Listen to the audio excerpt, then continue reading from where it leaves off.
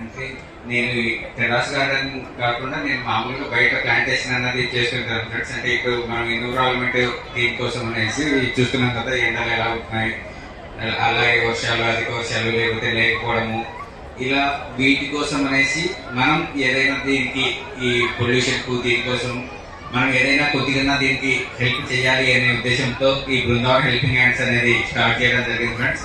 దాంట్లో భాగంగా ప్రతి చోట స్కూల్స్లో అలాగే మనం బయట ఎవరైతే మొక్కలను సంరక్షించుకుంటారో వాళ్ళందరికీ మొక్కలు ఇవ్వడం అనేది జరుగుతుంది. దాంట్లో నాకు ఐశ్వర్య గారు పరిచయం కావడం చాలా అదృష్టంగా ఫీల్ అవుతున్నాను ఫ్రెండ్స్. ఎందుకంటే వీళ్ళు ఆల్రెడీ టెర్రస్ గార్డెన్స్ చేస్తున్నారు. మొక్క వాల్యూ తెలిసిన వాళ్ళు, అంటే ఎవరైతే మనం ఆ వాల్యూ తెలిసిన వాళ్ళకి ఇస్తే వాళ్ళు ఇంకా అద్భుతంగా సంరక్షించుకుంటారు అన్న ఉద్దేశంతో మనం ఇక్కడ మొక్కలు ఇవ్వటం అనేది జరుగుతుంది ఫ్రెండ్స్. ఈ గొప్ప అవకాశం నాకు కల్పించడానికి అందరికీ కృతజ్ఞతలు. Thank you.